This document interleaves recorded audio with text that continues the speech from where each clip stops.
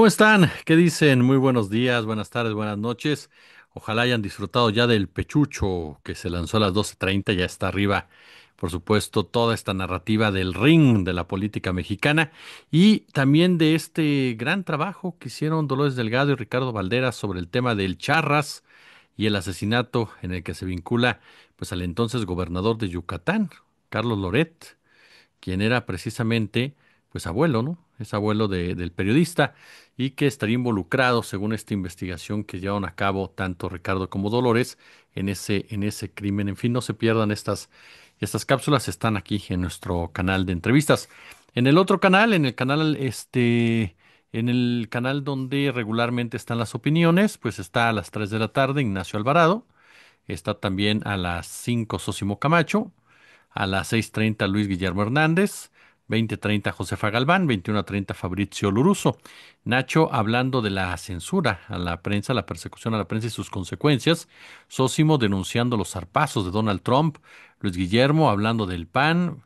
Está Josefa sobre el fascismo y por supuesto Fabrizio Loruzzo con el tema de el alto el fuego allá, precisamente en lo que tiene que ver con Medio Oriente, con Gaza y las hipocresías al respecto.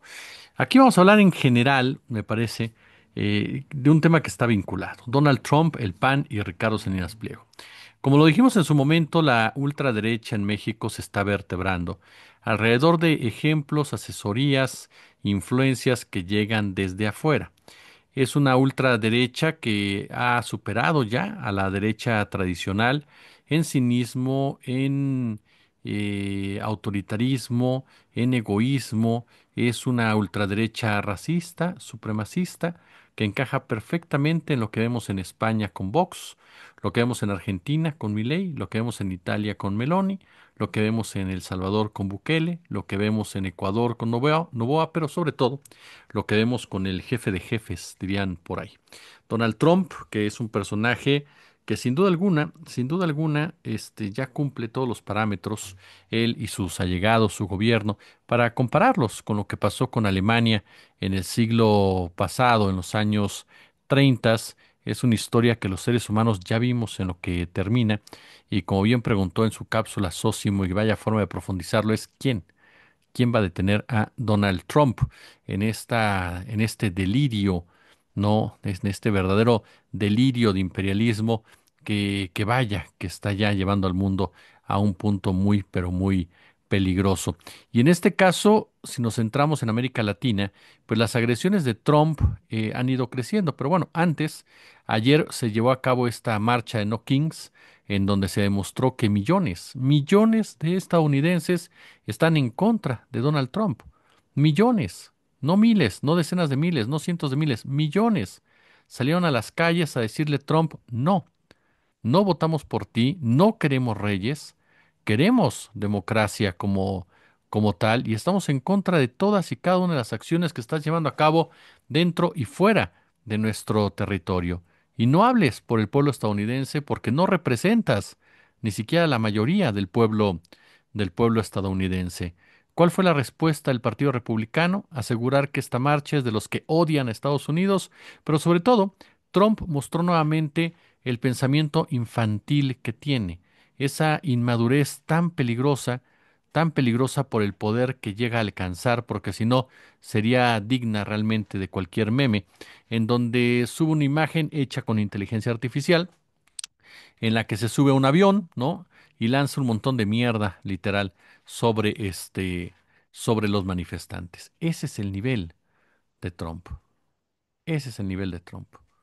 ¿No? Como bien dijo Pedro Miguel en un posteo, ojalá alguien le hubiera enseñado que los problemas se dirimen diferente al tamaño del pene, pero el problema es que este hombre pues ya no lo comprendió y hoy por hoy es demasiado tarde y todo lo lleva a Trump a ese escenario de ver quién es el macho alfa, ¿no?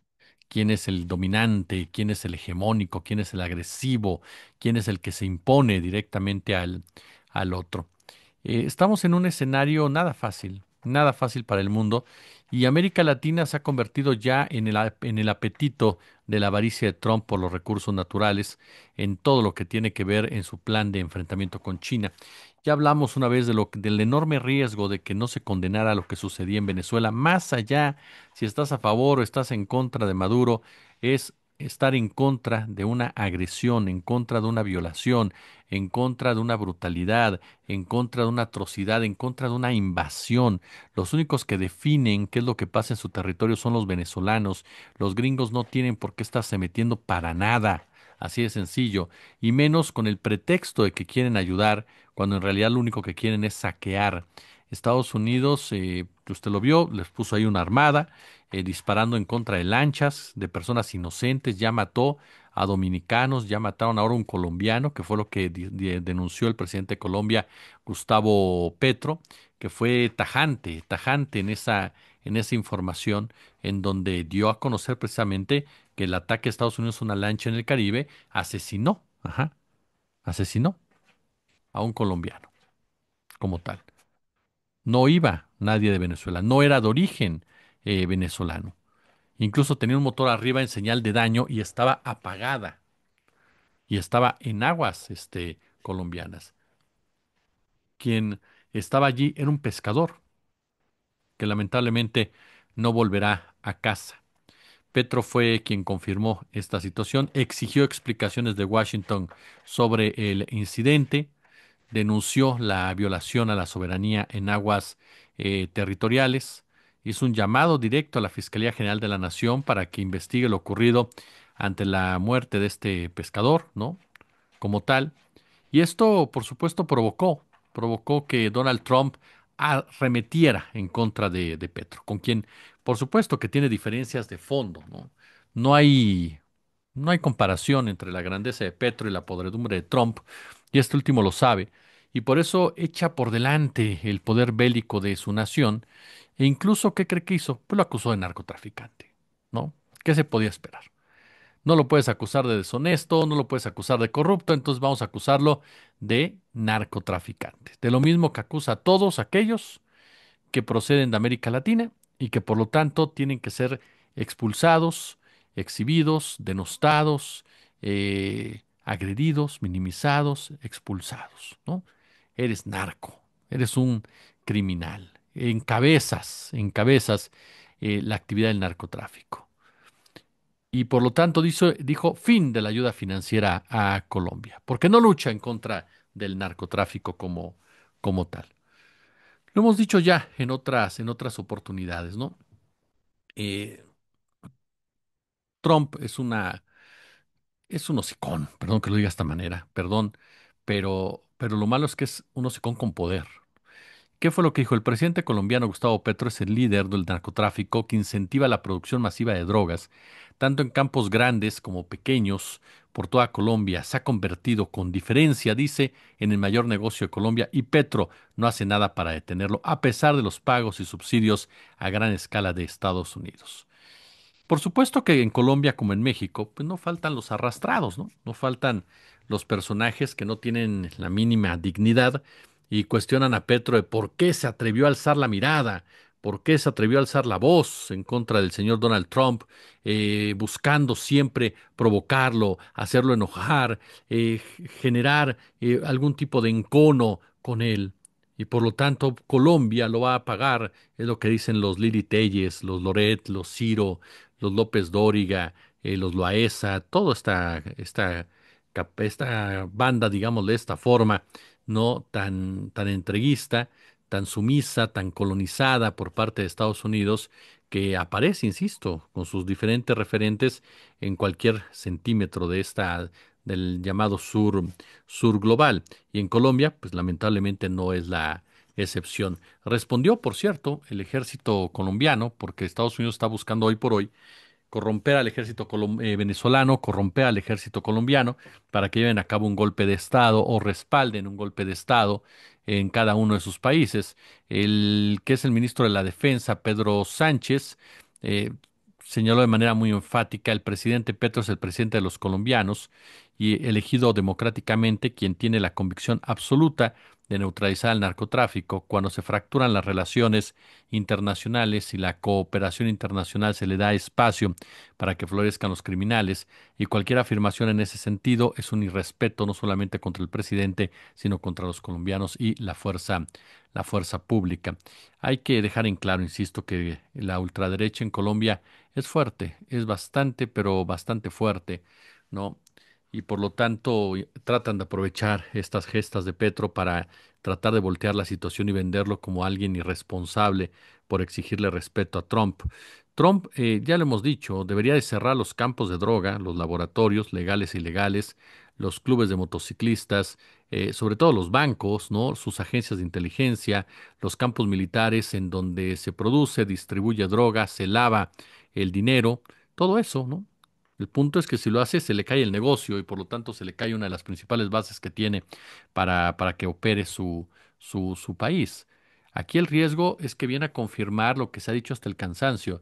Trump avanza, es decir, Trump hoy está en contra de Maduro, mañana está en contra de Petro y muy probablemente si la doctora Sheinbaum no acepta sus condiciones comerciales, estará en contra de México. Trump está en contra de todo aquello que no le permite hacer su capricho.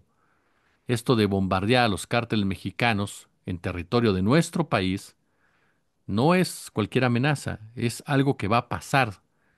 ¿Por qué? Porque México debe mantener su dignidad. Veremos cómo le dice que no a Estados Unidos, pero México no puede ceder ante las amenazas por mucho que te grite Trump, ajá, porque ceder es peor en todos los sentidos. Ahorita a Colombia se le lo desertifican, en pocas palabras, y está la amenaza presa plena de intervenir Venezuela y de intervenir Colombia y todo aquel, insisto, todo aquel que ose enfrentarlo en América Latina. Ahora, Trump con esto vuelve a abrir su caja de herramientas imperial cada vez que siente que el poder se le escapa o necesita reafirmar su imagen de hombre fuerte. ¿Qué es lo que hace? Mira al sur y encuentra un enemigo útil, ¿no? Venezuela, Colombia, cualquier país, insisto, latinoamericano, que no se arrodille. Cierto, no es novedad, como diría el maestro Isaac Enríquez, esto es parte de una larga duración de la dependencia estructural latinoamericana, pero sí es una advertencia.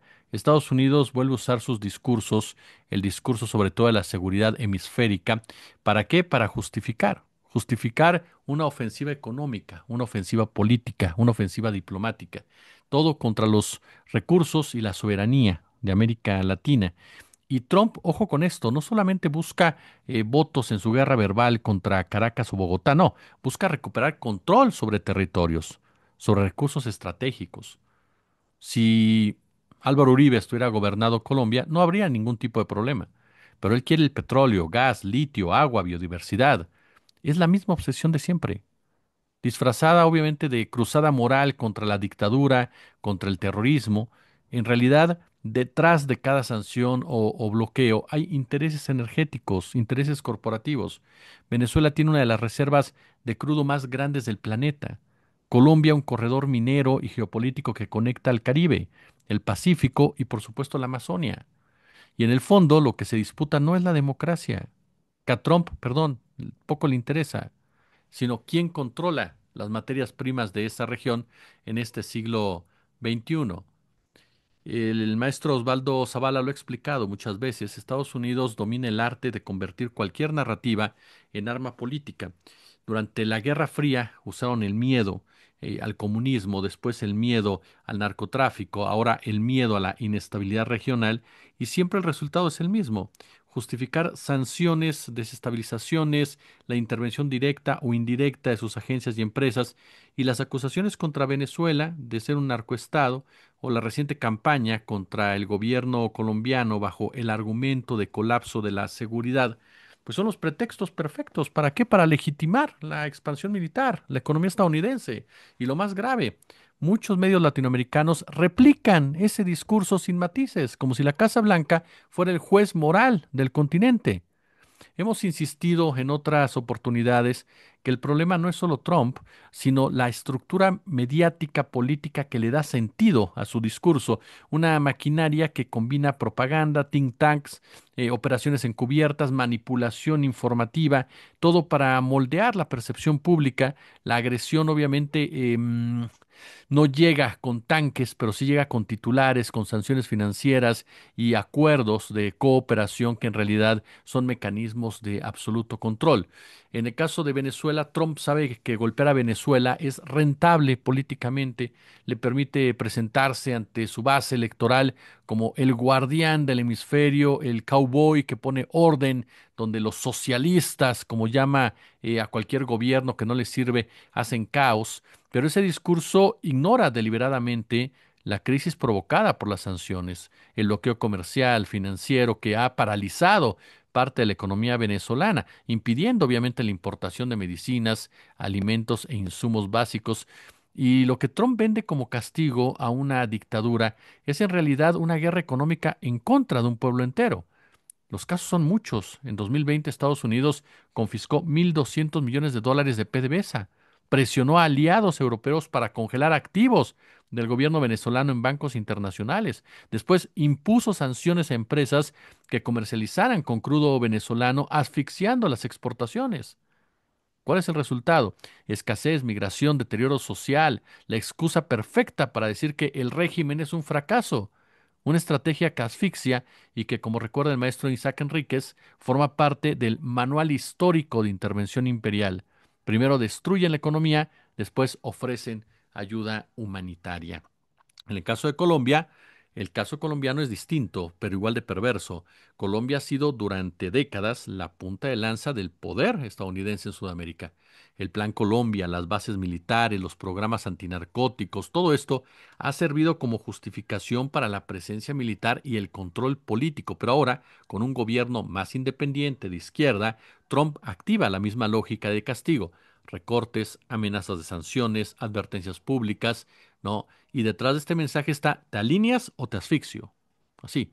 Trump busca reinstalar una relación de subordinación total y en eso usa la prensa internacional como caja de resonancia. Basta ver cómo los grandes medios de Estados Unidos hablan del fracaso del progresismo en América Latina. Cada vez que un país intenta recuperar su soberanía, la soberanía sobre sus recursos, viene estandanada como tal. La ofensiva ahora no es un hecho aislado. Cuando Washington lanza su maquinaria contra un país, toda la región se ve arrasada o arrastrada. Es el caso de México. En México los riesgos son múltiples. Presión diplomática para adoptar la narrativa estadounidense, condicionamiento comercial, ¿no? Amenaza de aranceles, revisión de TEMEC, por ejemplo, inestabilidad regional que afecta a las cadenas energéticas, inversiones, flujos migratorios. El verdadero peligro no es solamente la agresión directa, sino la normalización del intervencionismo. Una América Latina que acepta sin chistar sanciones, bloqueos, operaciones humanitarias, entre comillas, contra sus propios vecinos, está renunciando a su autonomía clave. Cada vez que un gobierno latinoamericano calla ante un ataque a otro, lo que en realidad hace es firmar su futura re- eh, rendición. Lo que estamos viendo no es nuevo, pero sí más sofisticado. Ya no se trata de invadir con Marines, sino de asfixiar con sanciones, endeudamiento, propaganda, de recolonizar bajo la bandera de la democracia. El maestro Enríquez lo ha descrito como la geoeconomía del castigo, un sistema donde las potencias no necesitan ocupar un territorio, basta con controlar sus flujos financieros, energéticos y por supuesto mediáticos. Trump, con su discurso, un discurso agresivo, no está actuando solo. Representa los intereses de un bloque comercial, de un bloque corporativo militar que ve en América Latina una reserva de recursos y una zona de experimentación geopolítica.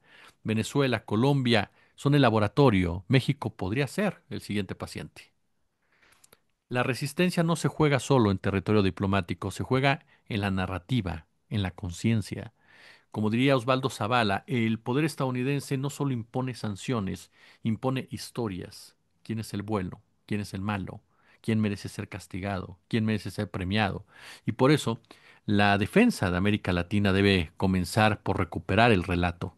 explicar con claridad que detrás de cada cruzada por la libertad, hay una empresa petrolera, hay un banco, hay una campaña electoral en Washington.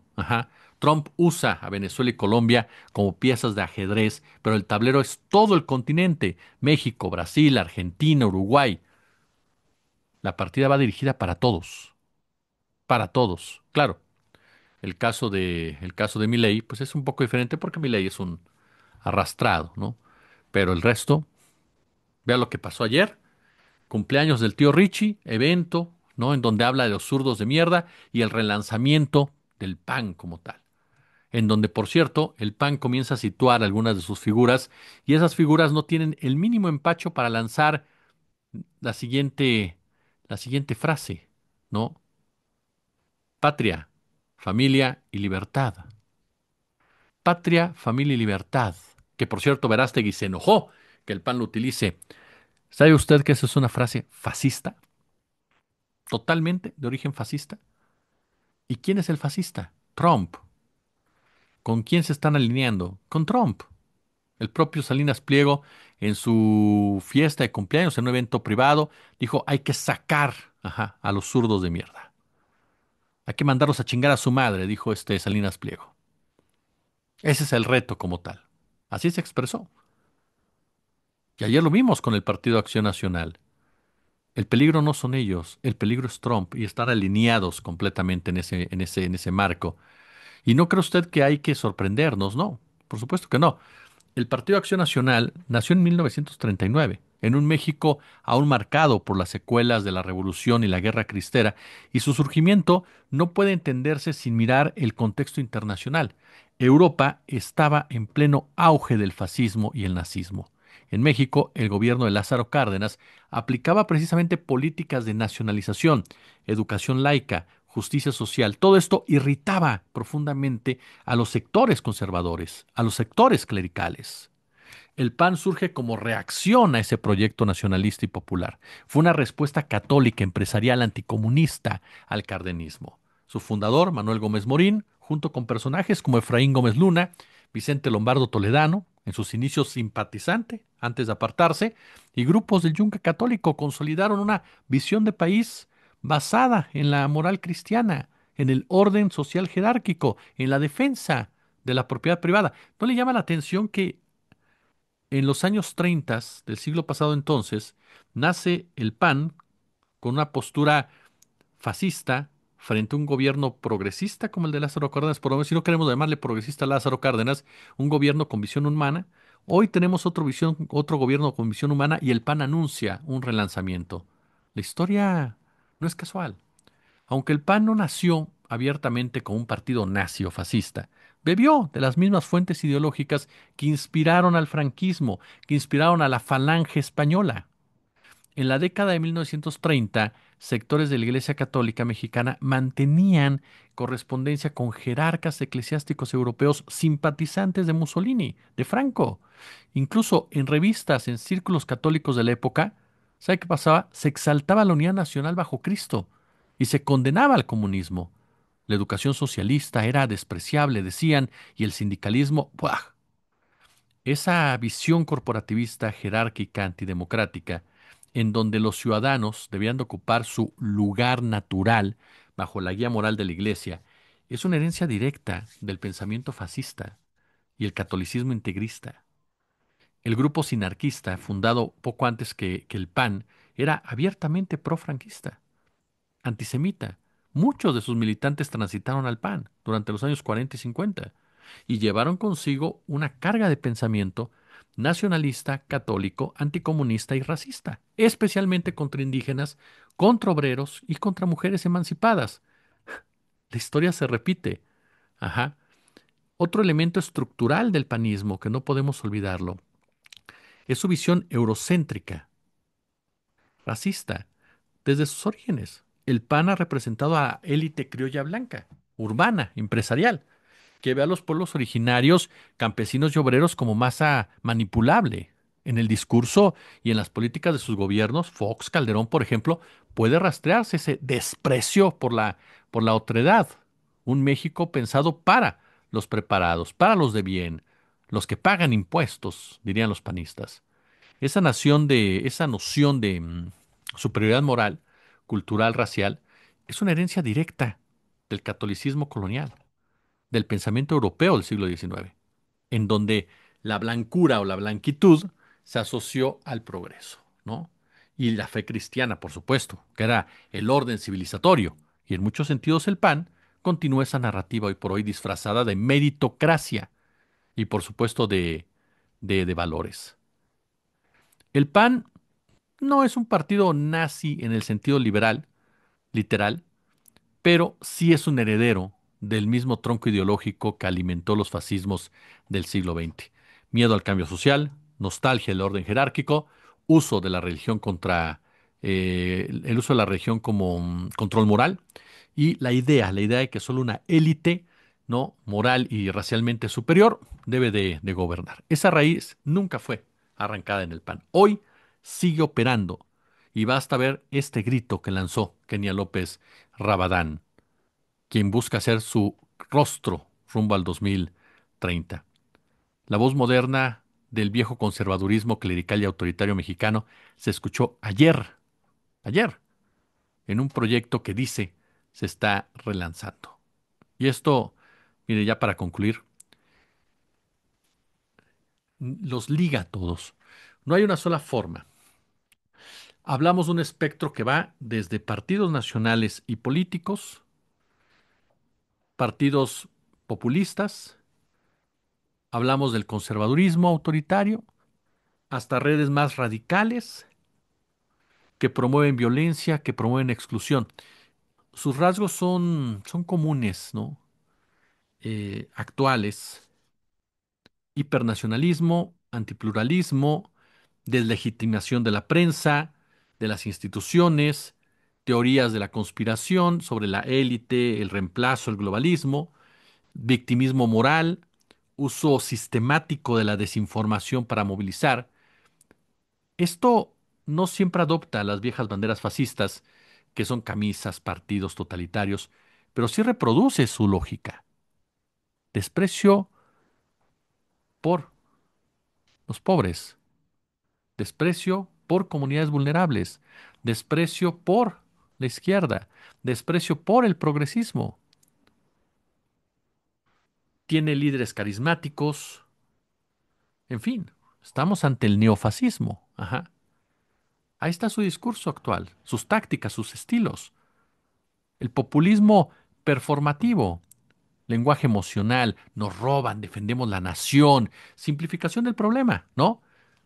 Complejos, por supuesto, en todos los aspectos, que se ven evidenciados cuando busca culpables fáciles. Te acusa de lo que ellos son. La construcción del enemigo. Por ejemplo, Estados Unidos, Europa. ¿Quién es el enemigo? Migrantes, como tal. Medios, movimientos LGTB, feministas. La normalización gradual. Lo que empieza como mensajes culturales, ¿no? Deriva en propuestas institucionales. Es decir, los mensajes antigénero, antimigración, derivan entonces en restricción de derechos, en controles a la prensa, el ecosistema mediático propio, radios, podcasts, redes, todo esto que reproducen narrativas y amplifican todo lo que ellos quieren que se amplifique, hasta estas conspiraciones transnacionales. ¿Cómo se coordinan redes y foros internacionales? Figuras como Stephen Bannon, por ejemplo, han buscado construir una infraestructura para conectar a la derecha radical de Estados Unidos, Europa y América Latina. Ya lo logró. Y su influencia es ejemplo de cómo el asesoramiento estratégico circula internacionalmente.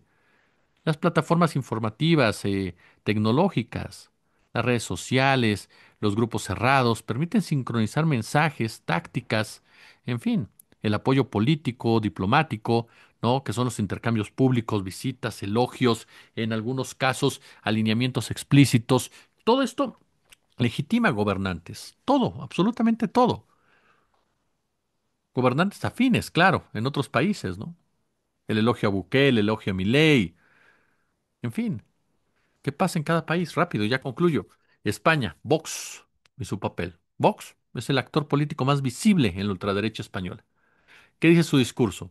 Recupera identidad nacional, rechazo a la política migratoria progresista, crítica feroz a lo woke, busca alianzas europeas y toma elementos del populismo global. Ya hay evidencias de contacto e inspiración transnacional, ecos con MAGA y con la nueva derecha europea. Argentina, Javier Milei y su estrategia internacional. ¿Qué nos deja? Milei no es solo un fenómeno doméstico. Ha buscado crear alianzas internacionales y participar en redes de la nueva derecha y sus acercamientos a Estados Unidos y su protagonismo mediático lo posiciona como punto de anclaje de un bloque latinoamericano de derecha radical. Hay movimientos para institucionalizar esa coordinación, foros, visitas internacionales, en fin. Estados Unidos, MAGA, los medios y estrategas. El ecosistema MAGA. Discursos de Trump, medios amigables, redes de desinformación, consultores como Stephen Bannon. Todo esto funciona como un nodo central en el que exporta tácticas, exporta narrativas y con Trump en posiciones de influencia, pues ese nodo tiene capacidad de diplomacia simbólica y práctica, apoyo, legitimidad. Tiene un poder en los medios con este Tucker Carlson. Y el caso de México, Ricardo Salinas Pliego. Los grupos conservadores, los ultras, los yunquistas, disfrazados ahora de otro nombre, infiltrados en partidos, organizaciones civiles, que tienen esas alianzas con los actores extranjeros. Nada es fortuito y lo que estamos viendo ahora ya lo vimos. La ultraderecha contemporánea no es un tema de un retorno idéntico del fascismo clásico, pero reproduce su lógica autoritaria, adaptada al siglo XXI. Su personalismo, su demagogia, la instrumentalización de la verdad, la búsqueda de homogeneidad social y su coordinación transnacional, a través de estrategas, foros, medios, apoyos simbólicos, hace que una victoria local se traduzca en efectos regionales y globales. El riesgo no es solamente ideológico, es institucional, es tangible y hay que cuidarlo, y hay que combatirlo, porque la ultraderecha son los neofascistas de la actualidad. Y esta historia ya vimos cómo termina. Pulgares arriba. Déjeme su comentario, su punto de vista. Perdón que me haya extendido. Y los invitamos a estar pendientes de todo nuestro contenido aquí y en el otro canal. Gracias.